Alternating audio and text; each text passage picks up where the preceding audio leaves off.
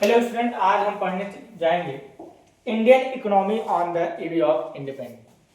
मतलब कि ठीक आज़ादी के समय हमारे देश की अर्थव्यवस्था या इकोनॉमिक सिस्टम क्या थी। जब आप देखेंगे कि 15 अगस्त 1947 में हमारा देश आज़ाद हुआ, उस टाइम ऑफ पीरियड तक हमारे देश की इकोनॉमिक सिस्टम कैसे थी। तो इसमें हम दो चीजों को समझते हैं। पहला कि कॉलोनियल रूल का मीनिंग क्या है, what do mean bye colonial rule. Colonial rule का सिंपल सा मतलब है कि अगर किसी भी कंट्री की इकोनॉमिक पॉलिटिकल पॉलिसी को कोई अदर कंट्री डिसाइड करती है तो उसको हम कहते हैं कॉलोनियल रूल। तो हमारी कंट्री में सबसे लंबे समय तक अगर देखा जाए तो बिजनेस को लेकर ईस्ट इंडिया कंपनी रही। तो पहले जानेंगे कि ये ईस्ट इंडिया कंपनी भारत में कब आई। तो ईस्ट इंडिया कंपनी भारत में आई 1600। जब ईस्ट इंडिया कंपनी भारत में आई, इसका ईस्ट इंडिया कंपनी ही क्यों नाम पड़ा? इसलिए इसका यह नाम पड़ा क्योंकि उस समय भारत पूर्व की ओर चलो, यानी कि उसका यह कॉन्सेप्ट था कि हमें अपने बिजनेस को करने के लिए अब ईस्ट की तरफ जाना है। तो 1600 में ईस्ट इंडिया कंपनी भारत में आती है और इससे पहले भी भारत में कई तरीके की कंपनियां आ चुकी थी, कई कंट्री की कंपनियां आ चुकी थी, चाहे वो डच हो, चाहे वो आपके फ्रांसीस हो, चाहे वो आपके पुर्तगाली।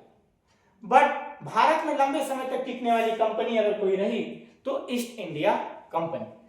अब हम देखेंगे कि ईस्ट इंडिया कंपनी जब भारत में आती है, यहां पर लंबे समय तक काम करने के बाद 1757 में जब एक मुगल एम्पायर और रॉबर्ट क्लाइव के बीच एक बैटल होता है और उस बैटल में पूरी तरह से, अगर आपको समझना है कि ब्रिटेन पूरी तरह से भारत के बिजनेस पर कब कमांड बना पाया था, तो ब्रिटेन पूरी तरह से भारत के बिजनेस पर कमांड बना पाया था 1757। और 1757 में पूरी तरह से भारत के बिजनेस पर कमांड बनाने के बाद ब्रिटेन को जिस तरीके से इंडिया में अपने बिजनेस को पूरी तरीके से स्प्रेड करना था, उसी कॉन्सेप्ट के अकॉर्डिंग इन्होंने हर मुगल एम्पायर से, जो मुगल एम्पायर इनके साथ मिलकर बिजनेस करना चाहते थे उन्होंने उनके साथ बिजनेस किया, और जो मुगल एम्पायर इनके साथ बिजनेस नहीं करना चाहते थे उनको डिफीट कर वहां पर इन्होंने अपना बिजनेस सेटल किया।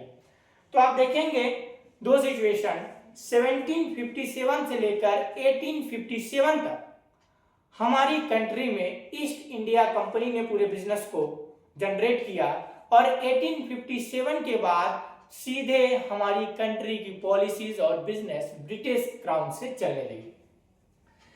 तो हम इस चैप्टर में डिसाइड करते हैं कि before colonial rule, after colonial rule, या यूं कहें कि प्रेजेंट में जब कॉलोनियल रूल ठीक हटा था हमारी कंट्री से, उस समय हमारे देश की इकोनॉमिक सिचुएशन क्या थी।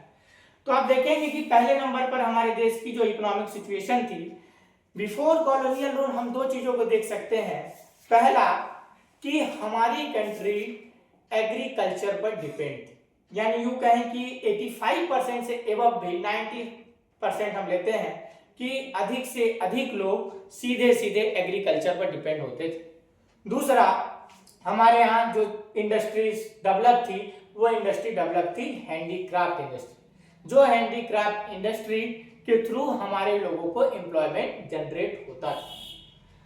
आप इस बुक में देखेंगे कि किस तरीके से हमारी इंडियन इकोनॉमी 1947 के बाद धीरे धीरे धीरे डेवलप होती गई, और जिस समय अंग्रेजों ने छोड़ा था उस समय हमारे देश की इकोनॉमिक सिस्टम कैसा था। तो सबसे पहले हम देखते हैं सेक्टर्स में एग्रीकल्चर सेक्टर कैसा था। तो एग्रीकल्चर सेक्टर में फर्स्ट पॉइंट आता है आपका लैंड सेटलमेंट सिस्टम।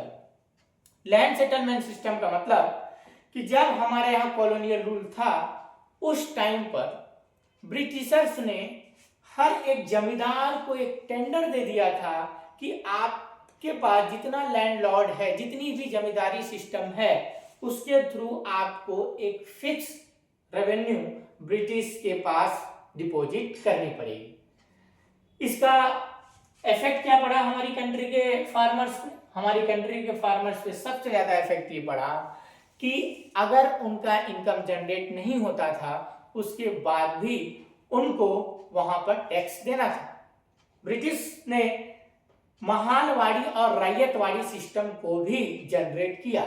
इन्होंने अलग अलग सेक्टर्स में अलग अलग सिस्टम को लॉन्च करके ये देखना चाहा कि किस तरीके से हम फार्मर से रेवेन्यू जनरेट कर सकते हैं।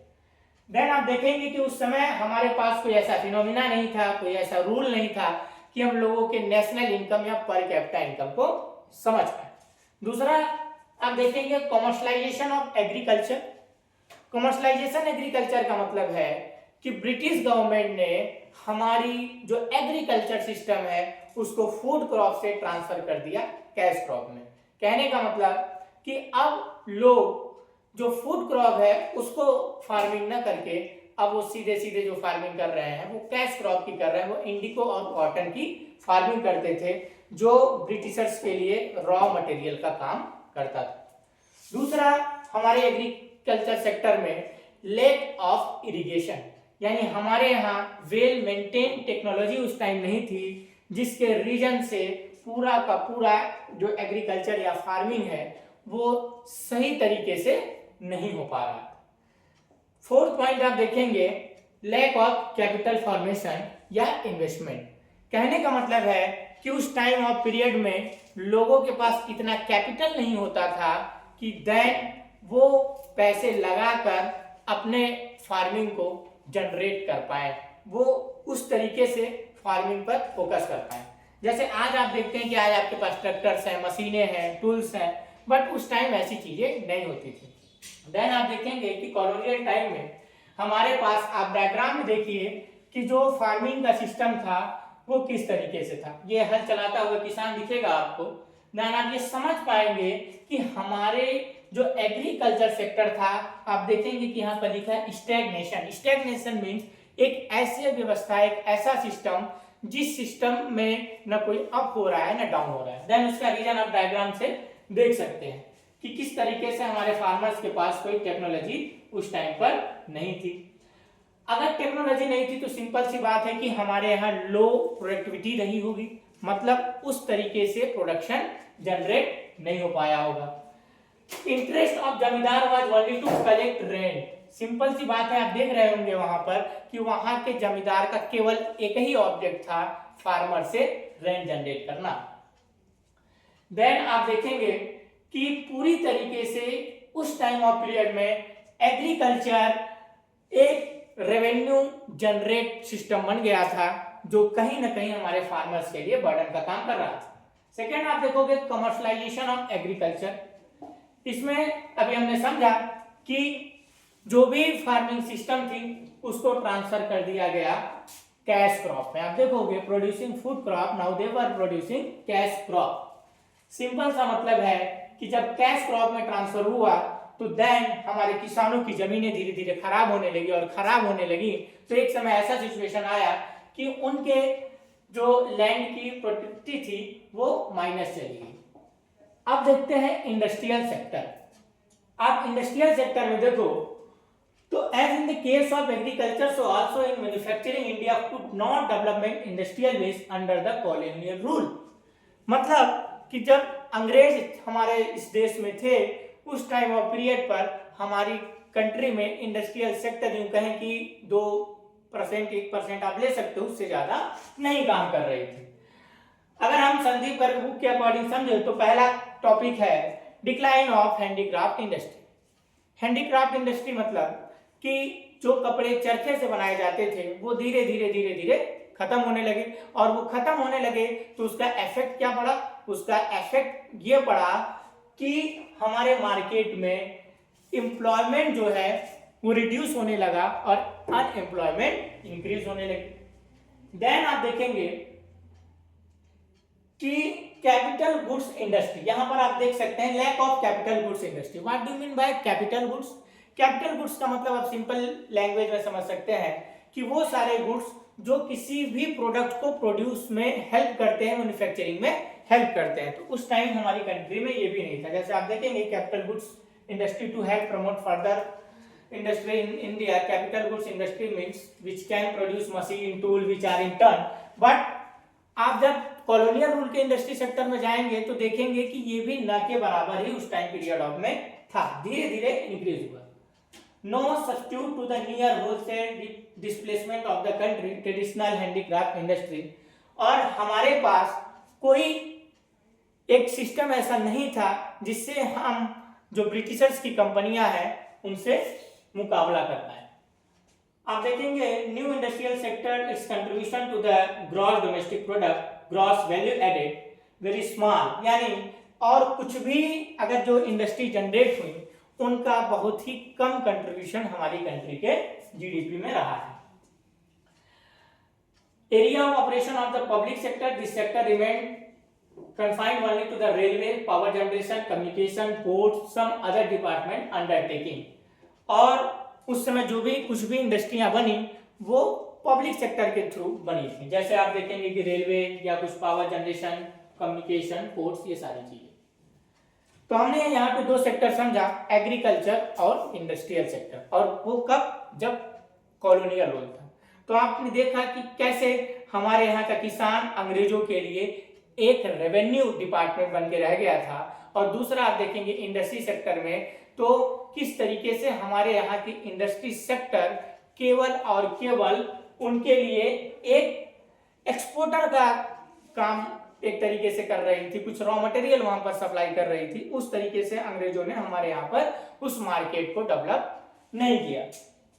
देन आप देखेंगे foreign trade. India has been important trading nation ancient time, but the restrictive policies means कि कुछ ऐसी पॉलिसीज आई जिनके रीजन से ब्रिटेन ने हमारे इंडिया के लोगों के बिजनेस पे क्या क्या बाउंड किया कि वो अदर कंट्री के साथ उस तरीके से बिजनेस नहीं कर सकते हैं। उसके लिए इन्होंने क्या किया कि हम केवल चाय और कॉफी का बिजनेस कुछ कंट्री के साथ कर सकते थे, उसके अलावा हम अदर बिजनेस नहीं कर सकते थे। जैसे आज आप देखेंगे रियलिस्टिक एग्जांपल कि जैसे अमेरिका और इंडिया का जो रिलेशन स्टैब्लिश हुआ है उसमें हम देखते हैं कि कैसे अमेरिका एक ट्वीट करता है कि इंडिया 30 डे के लिए रूस से तेल खरीद सकता है। देन आप इसे समझ सकते हैं कि वही सिचुएशन उस टाइम भी रहा होगा कि कहीं ना कहीं हमारी कंट्री पे कोई प्रेशर जनरेट किया रहा होगा। आप अभी देख सकते हैं कि कैसे हमारी कंट्री में एलपीजी क्राइसिस है, तो इसका रीजन भी यही है, फॉरेन। आपका फॉरेन रिलेशन कैसा है या कोई कंपनी या कोई कंट्री आप पर किस तरीके से कंट्रोल बनाकर रखती है वो आपकी इकोनॉमिक पॉलिसी को डिसाइड करती है। तो उस समय हम अगर ये समझ सकते हैं तो ये समझें कि इंडिया को रॉ मटेरियल का एक्सपोर्टर बना दिया गया था और फिनिश्ड गुड्स का इंपोर्टर बना दिया गया। दूसरा, इंडिया का जो वेल्थ है वो यहाँ से बाहर जा रहा था, जैसे आज भी जाता है। अब आप देखते हो ना मार्केट में, आप चाइना प्रोडक्ट यूज करते हो तो आपका पैसा कहाँ जा रहा है, चाइना में ही जा रहा है। हम कोई भी ऐसा जो रिसोर्सेज यूज कर रहे हैं तो हमारा जो पैसा है वो कहाँ जाता है, बाहर जाता है। आप कभी सोचो अमेरिका इतना युद्ध क्यों करता है, बैटल क्यों करता है, मालूम है आपको? अमेरिका, आप कभी देखोगे अभी आपने सुना होगा वियतनाम के प्रेसिडेंट को सीधे उसके कंट्री में जाके उसको अपनी कंट्री में लेके आए, भैया चलो अब मेरे पास, ठीक है। क्यों? देन उसका रीजन है कि अमेरिका को मालूम है कि सबसे ज्यादा बिजनेस तेल और गैस का है, और अगर इस पर हम कमांड बना लेंगे तो इस पर कमांड बनाने के बाद हम पूरी कंट्री को, जितनी भी कंट्री है उनको रूल कर सकते हैं। अब जो देखो अमेरिका की बात नहीं मानता है, जैसे सऊदी अरेबिया ने बात मानी उस पर कोई अटैक नहीं हो रहा है, लेकिन ईरान अमेरिका की बात नहीं माना, इसलिए आज आप देखोगे कि ईरान पे सीधे अटैक हो रहा है और इसका ही क्राइसिस आप अभी झेल रहे हो। और जब तक वो ईरान पर पूरी तरीके से कंट्रोल नहीं कर पाएगा तब तक वो इसी तरीके से करेगा। इसके पीछे दो रीजन, उसको ईरान ने बोल दिया था कि हम डॉलर में बिजनेस नहीं करेंगे। अमेरिका का कहना है अगर आप बिजनेस करो तो डॉलर में करो। जैसे आज हमारे इंडिया भी कहीं से इंपोर्ट जो प्रोडक्ट करता है तो उसको पेमेंट किस में करना पड़ता है, डॉलर में करना पड़ता है। तो कहीं ना कहीं जो पॉलिसीज होती हैं फॉरेन ट्रेड की वो आपकी कंट्री को उस समय, आज देखो जब आज ये सिचुएशन है, उस समय तो सीधे सीधे हमारे यहाँ कोई गवर्नमेंट ही नहीं थी, सीधे सीधे ब्रिटिशर्स का गवर्नमेंट था। तो पूरा का पूरा कंट्रोल किस पर चला गया, पूरा पूरा कंट्रोल ब्रिटिश क्राउन के पास चला गया था। मतलब आप ये समझो कि छोटी से छोटी चीज से लेकर बड़ी से बड़ी चीजों के लिए हम तो ब्रिटिश गवर्नमेंट से परमिशन लेना पड़ता है। आप जबकि आज हम एक इंडिपेंडेंट कंट्री हैं, उसके बाद भी हमें ये देखना पड़ रहा है क्योंकि हम अमेरिका के ज्यादा क्लोज हो गए। आज हम रशिया से नहीं ले पा रहे हैं। अगर इसी तरह से 6 महीने अगर बैटल चले तो आप देखिएगा कि एलपीजी और ऑयल का लंबे समय तक क्राइसिस चला जाएगा। अभी आप देखता मार्केट में देखिएगा लंबी लाइनें लगी हैं एलपीजी गैसेस के लिए। सोचिए एक थोड़ी सी पॉलिसी, एक प्रेसिडेंट वहां का और उसकी एक डिसीजन की वजह से, और यहाँ के प्राइम मिनिस्टर की एक ऐसे डिसीजन की वजह से जो शायद फॉरेन पॉलिसीज को सही तरीके से मेंटेन नहीं हो पा रही है, कितनी पूरे पॉपुलेशन को क्राइसिस फील करनी पड़ रही है। तो नेक्स्ट चैप्टर में हम समझेंगे कि उस टाइम और पीरियड पर वहां का डेमोग्राफिक कंडीशन कैसा था। डेमोग्राफिक कंडीशन का मतलब कि यूं समझे कि जब अंग्रेज इस देश को छोड़कर गए, जब इस देश की आजादी के एक दिन पहले गए, यूं कहे कि पूर्व पर गए, तो उस समय हमारे देश का डेमोग्राफिक कंडीशन कैसा था, नेक्स्ट क्लास में हम उसको समझेंगे।